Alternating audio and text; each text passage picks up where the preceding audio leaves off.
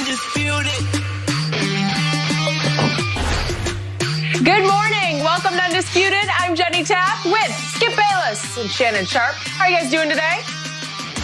I'm good, Jenny. If you look on my left shoulder, your right shoulder, you see a little something I got in the background, Skip. You can't see it, but it look real nice, doesn't it, Jenny? Doesn't it look real nice, Jenny?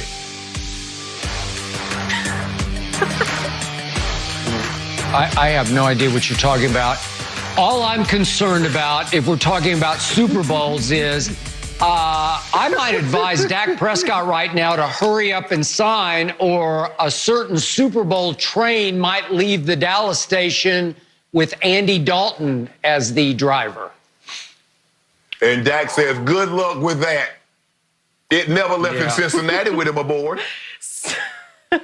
Skip, I'll help you out a little bit. Shannon has updated his resume in terms of that backdrop, and I'm sure he will tell you more about it later on in the show. But Dak Prescott is where we start Undisputed today, because it's already been reported that Dak Prescott wants a 4-year deal, while the Cowboys want to lock him up for 5. Chris Sims is now reporting that if Dak were to sign for 5 years, he wants to get paid $45 million for that 5th season.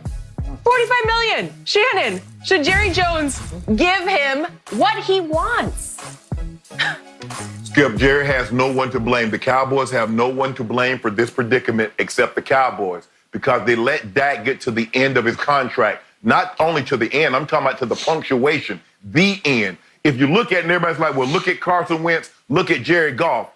Remember now, they signed going into their 4th year, and they had the 5th year option. They let Dak get to the complete end of his contract. So, Skip, he does not have a 5th year option. And everybody realizes is that when you do a contract extension, you give up something because you gain long-term security. What did Dak have? What did Dak give up? They made Dak play that contract out. They made Dak run the risk of injury. And so Dak says, I'm unwilling to give you a deal that Carson Wentz and Jared Goff gave his teams, because they came to them with years left on their contract. You made me play this out. Skip, the cap has gone up roughly about $10 million every year. This year, it was $198.2. So basically, in 5 years from now, you're looking at $250 million for the cap. Now, 5 years ago, the highest paid quarterback in the NFL was Aaron Rodgers at $22 million. Today, currently, it's Russell Wilson at $35 million. So if you take, say, Russell Wilson's contract right now, Skip, and you say it's $35 million, in 5 years, that's going to be $48 million. So Dak is saying, if you want that 5th year, you're going to have to make it you're going to have to make it right for me. See, Jerry wants to control it. Jerry wants, okay, let me pay you this, which is really less than market value. Let me give you guaranteed, which is less than what a free agent should get. And let me give you less fully guaranteed. Skip, you remember, 3 years ago, First Cousins got $84 million fully guaranteed. Well, he did 2 years of that deal. They went back, redid it. So now when it's all said and done, he's about to have 5 years fully guaranteed money. Jerry wants Dak, after going through what he went through, to give him a deal comparable to what Goff and Wentz gave their teams when he made him play this out, Skip. If I'm Dak, Dak says, look, if you want the 5th year, this is what it's going to cost you. If you don't want to do the 5th year, which is totally your option, do the 4-year deal. But Dak is not going to make any concessions, Skip. And I've been reading Twitter and reading these inbox. Well, they should let Dak test the free agent market. That's a novel way to think right now, considering everybody's had their draft, everybody's set their roster. If you really wanted to know what Dak was worth, you should not have put the tag on him. Let him become an unrestricted free agent. Then and only then, you could have saw what Dak's worth was, and then you could have either matched it or you could have let it go. But you didn't do that. And so now you feel you backed him in a corner because you have Andy Dalton and there's nowhere else for him to go. But Dak, in order to see this thing through, he's going to have to stand pat. So did you just suggest that Dak Prescott is better than Aaron Rodgers or Russell Wilson?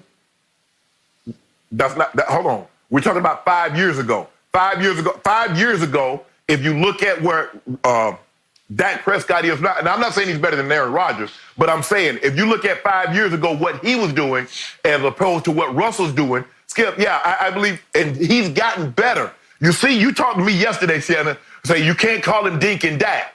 Well, the reason why Jerry is holding pat to where he's offering is because he still looks at Dak as that first and second year guy when he was 23rd, 25th, and all those other categories. Now he's a proven passer, and Jerry does not want to amend the money that he's making based on what he's become, not what he was.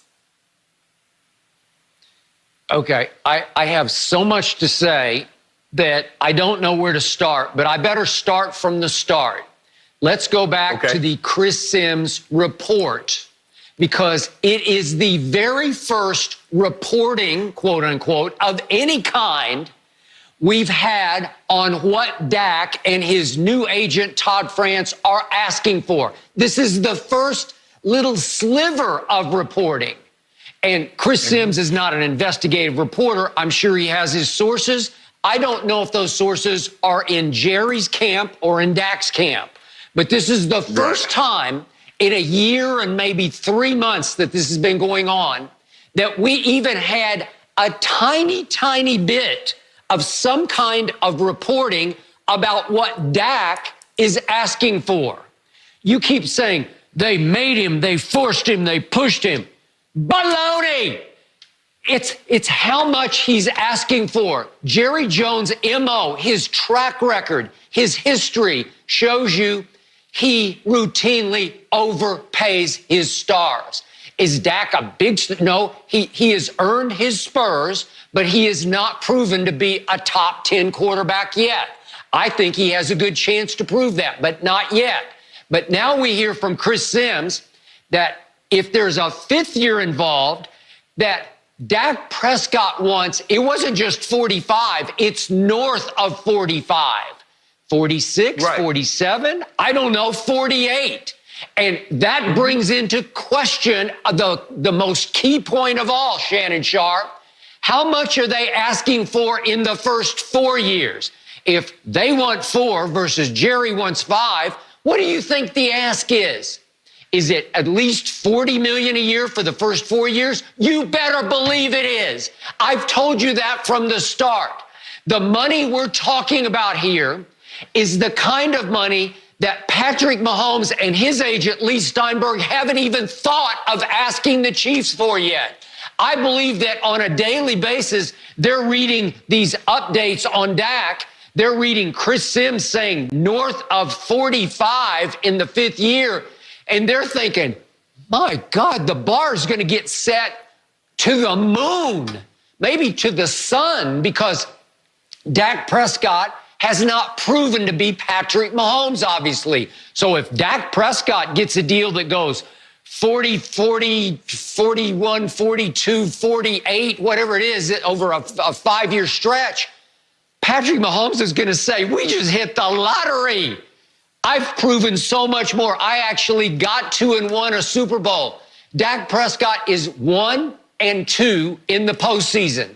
I'm going to remind everybody that just last August, Dak Prescott didn't even make the NFL's top 100 players voted on by the players. And guess what my partner Shannon Sharp said the next day after that broke?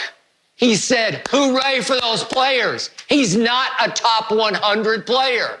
Aha. So he's not top 100. Wait. His team went 8-8. He had some really bad games down the stretch, especially at New England and at Philadelphia. He did not make the Pro Bowl. And all of a sudden, you're talking about 40s and all the way up to maybe 48 million. It's out of bounds. It's outrageous. It's out of line. It's what is holding up this deal. It's just completely unrealistic for a quarterback I love. But I can't say that he should be paid far more than Patrick Mahomes is even thinking of asking for. Go ahead. Skip, we don't know what Patrick Mahomes is thinking about, but Skip, you have to understand, you have to include the rate of inflation. Now, Jerry Jones' value of the franchise is going up. The salary cap is going up. In other words, he wants to pay Dak Prescott 35, 35, 35, 35. Skip Bayless, you know good and well, in 5 years, because there are 8 quarterbacks that average $30 million currently. So in 5 years from now, there will be 5 quarterbacks, 6 quarterbacks that average $40 million in salary. You know that. Dak says, I'm including inflation into my contract. You, Skip, the 5th year, Jerry does not have to do the 5th year. If that's such an astronomical number, don't do it. Let's keep the 4 years on the table. And I'm getting more than what Wentz and Goff got for the simple fact they had a 5th year option. You gave them security when they were already under contract. You made me play the contract out, and I had no security. See, if I got hurt, I'm out of luck. Now you want me to give you a discount. I cannot do that, Jerry, in good conscience, because you showed me no favor. Okay. The problem I'm having with everything you're saying, you keep putting the blame all on Jerry. According to the reports, we do have this from many sources. The deal on the table right now from Jerry to Dak is in the $36 million range for 5 years, an average of, with around $110 million guaranteed.